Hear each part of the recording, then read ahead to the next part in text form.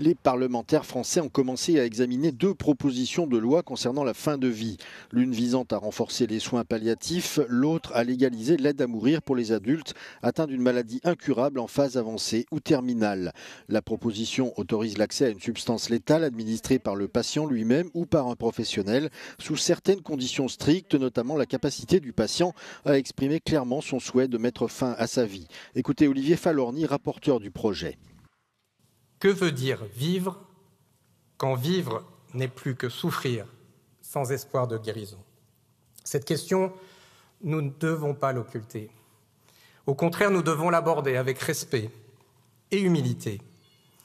Le respect d'écouter les malades et de ne pas s'arroger le pouvoir de décider pour eux-mêmes. Soutenu par les députés Renaissance et par une grande partie de la gauche, le projet de loi est attaqué par la droite et les députés RN qui refusent de parler d'euthanasie et soutiennent que les soins de fin de vie devraient plutôt être au centre des préoccupations. Aucun pays n'est allé aussi loin, à la fois dans l'ouverture, le caractère expéditif, la faiblesse du contrôle, la pression que cela mettra sur les plus vulnérables. Ce qu'il fallait aux soignants et aux malades, c'était du temps pour soigner, soulager, accompagner.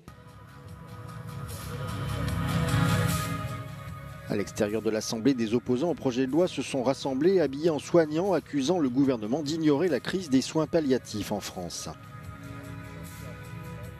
Nous avons voulu manifester le scandale au fond qu'il y a à prétendre légaliser suicide assisté et euthanasie alors même que notre système de santé est si fragilisé, le risque étant que des personnes se tournent vers ces solutions de mort par défaut de soins appropriés. J'ai eu une tante qui avait de réelles souffrances psychologiques.